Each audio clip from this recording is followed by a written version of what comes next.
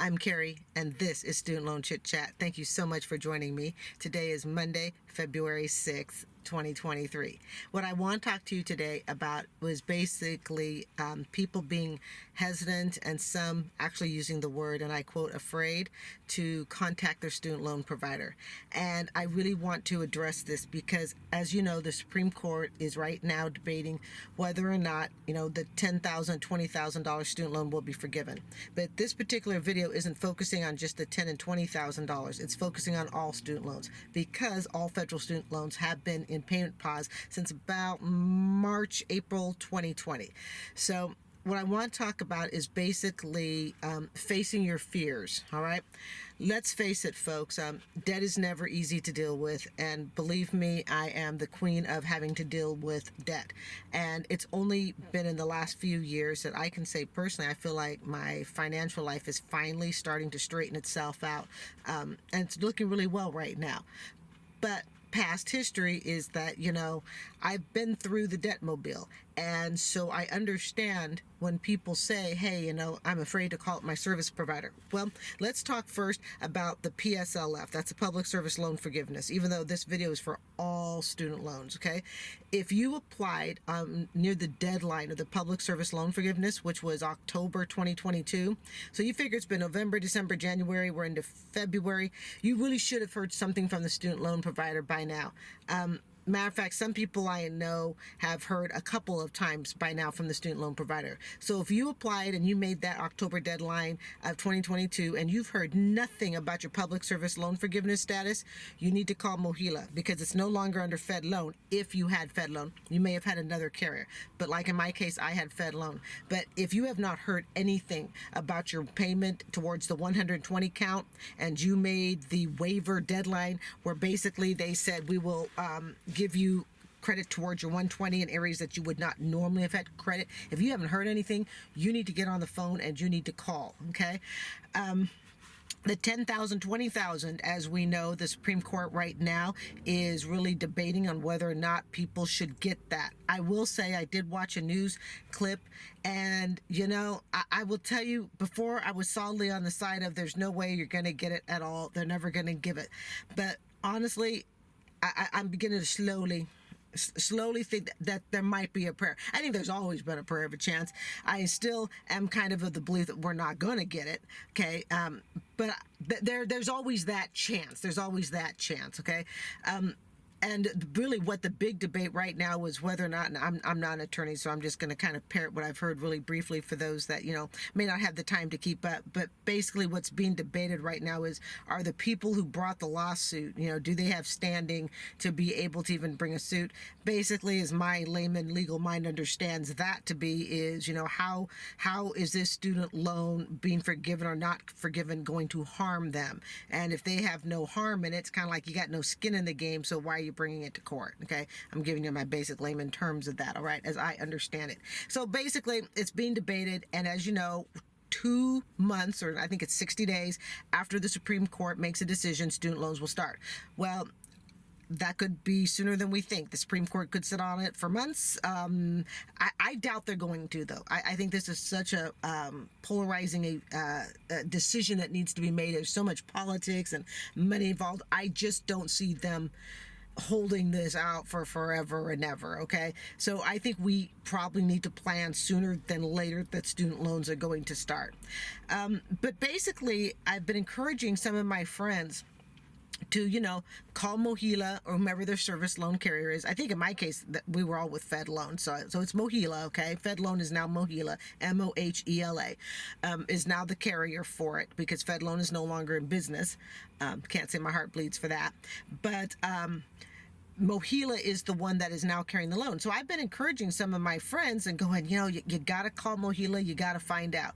And what's taken me back a little bit is I've had more than one in the last month or so say they're scared. In fact, just a couple of my friends said it in the past 2 weeks. And they're using the word, I'm scared, I'm frightened. So here's what I want to do. I want to encourage you not to be scared and frightened, to face your fear. But I also want to inject some reality that I think can be very helpful that you need to remember, okay? My cell phone's going off here, so let me just put this sucker on mute. Let me pause here for just a second. You guys know I'm very informal with this, so I'm just gonna mute that. I'm not even gonna bother stopping the camera. Okay, moving on. So a couple of them I've actually used the word, scared, fearful, nervous, don't want to do it. All right, so here is something you need to keep in mind, folks. First off, okay, and I know it's kind of a duh thing, but we've been in the moratorium, the pause, for almost 3 years. And by the time we wind up paying, it could actually be more than 3 years. In regards to public service loan forgiveness, PSLF, this means you've already had 3 years knocked off of your 120 payments. All right, you got to see the positive side. Now, again, of course, this is assuming that you are in a qualifying job, all right? And so long as you're in a qualifying job that counts for PSLF, the 3 years that we've had off counts towards your 10 years, which if you really want to get down to it, folks, it's like saying you need 7 years left. You need 7 years left. That's what you need. So see the bright side. And remember, like I've said before, my experience, and I would be almost be willing to bet a paycheck on this. That's true with other people. MOHELA is not going to count any of those months, or your federal student loan provider is not going to count those months until we actually know when the moratorium ends. So this means you could get a notice that says you've got, 6 years left, but 3 years hasn't been counted yet because we're still in the forgiveness stage.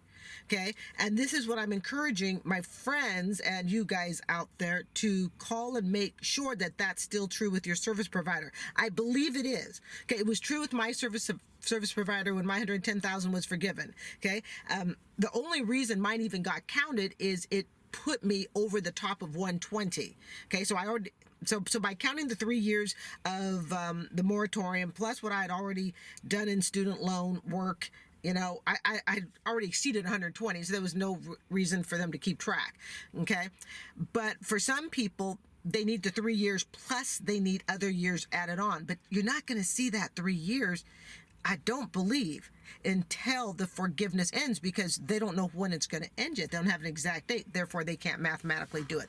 But I'm encouraging my friends to call your loan provider and just double check and verify, because truly, especially if you're on PSLF and you haven't heard anything and you made that October deadline, you really should have heard something by now. You should have gotten a letter, saying we acknowledge that you've applied, and by now I would think 3-4 months there would be at least a first count. Now I could be wrong, but this is why you want to call.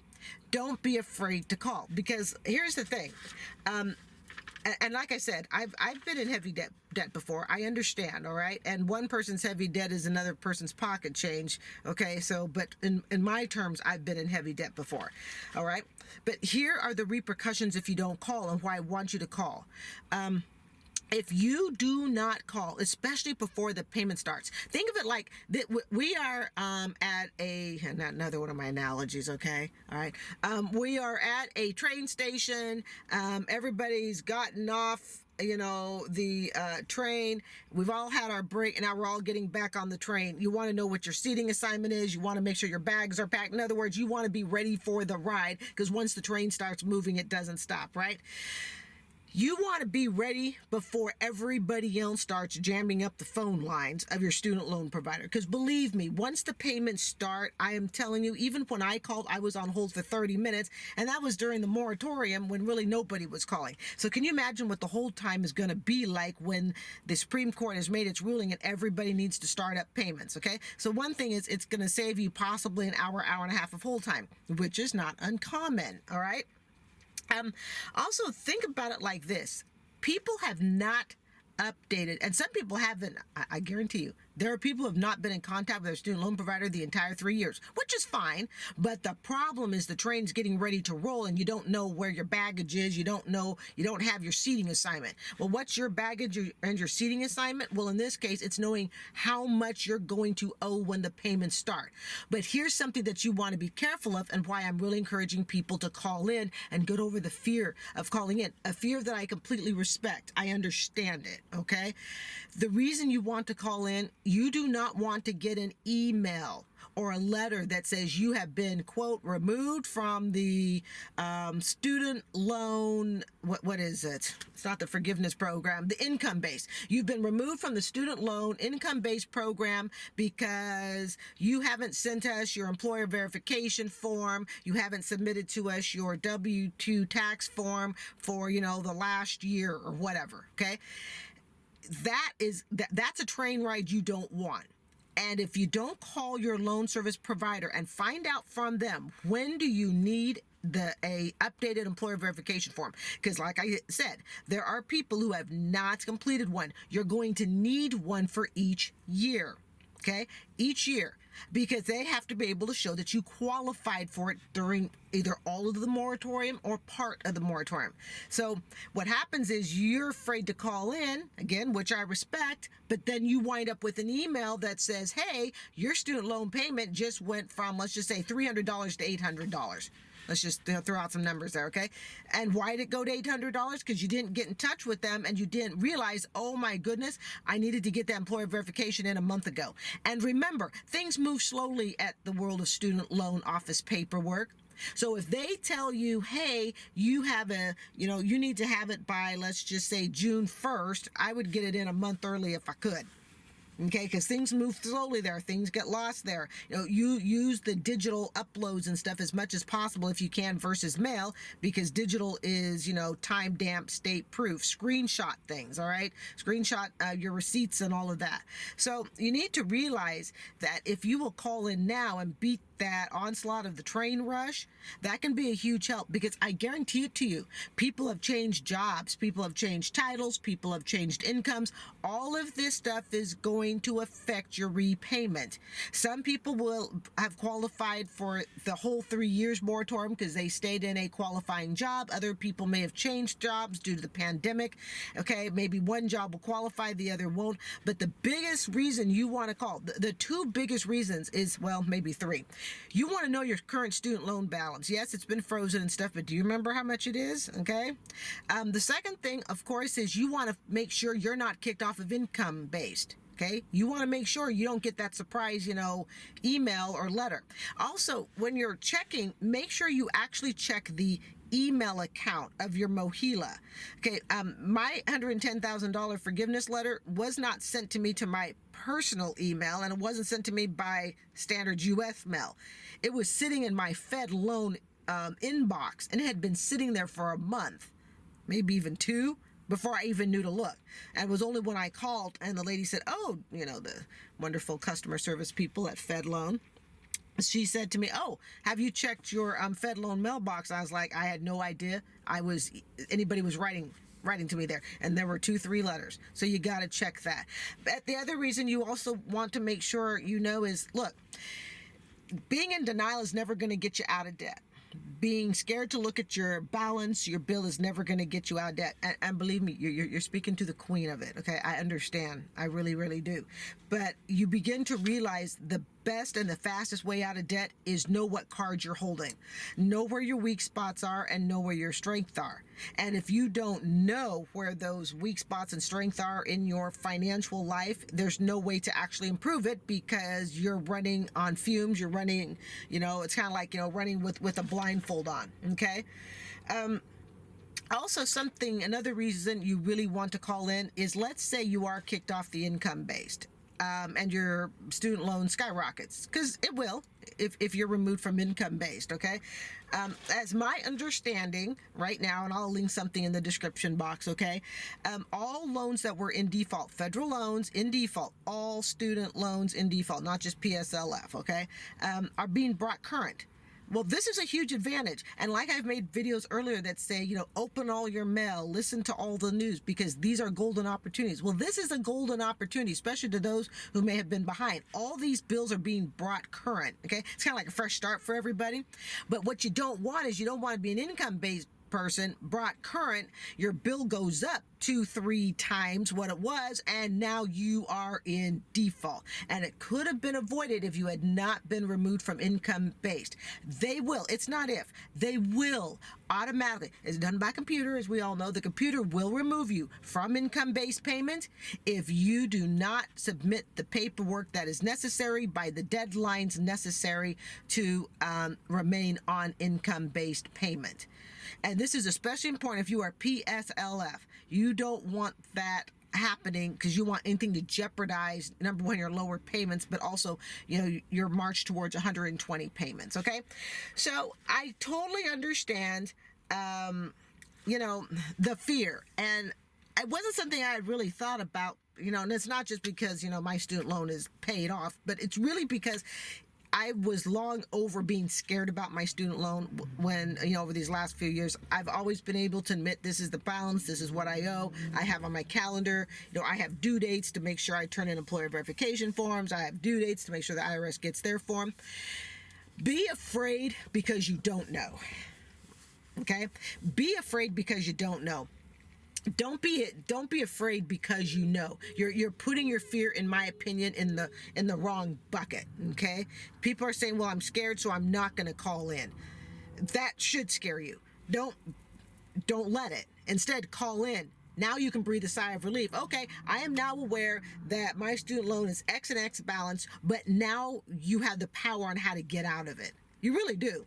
Okay? And I'm especially talking about PSLF because we've already had 3 years. You're only talking 7 years left, folks. 7 years is really all you're having to do. You're not even having to do 10 years anymore. Again, this is assuming you've been in a qualifying job and you've done it the whole time that we've been on the moratorium, okay? But it's not knowing. I have learned that's the scary part. You can't make a financial plan if you don't know where you're currently at. And I would hate to see somebody, we've had this 3 years off, and then somebody gets a letter in the mail, and it's going to happen. It's going to happen. Somebody's going to get a letter in the mail that says, you never contacted us about your student loan, and we are missing a waiver, the employer verification, we're missing the IRS form, you haven't filled out the income-based intention plan, blah, blah, blah, blah, blah. Okay? So this is just something to think about. Don't be afraid to call in. Be more afraid to not call in. All right, I'm Carrie. This is Student Loan Chit-Chat. Thank you so much for joining me this evening. I do hope you will consider subscribing, and have a beautiful night. Bye.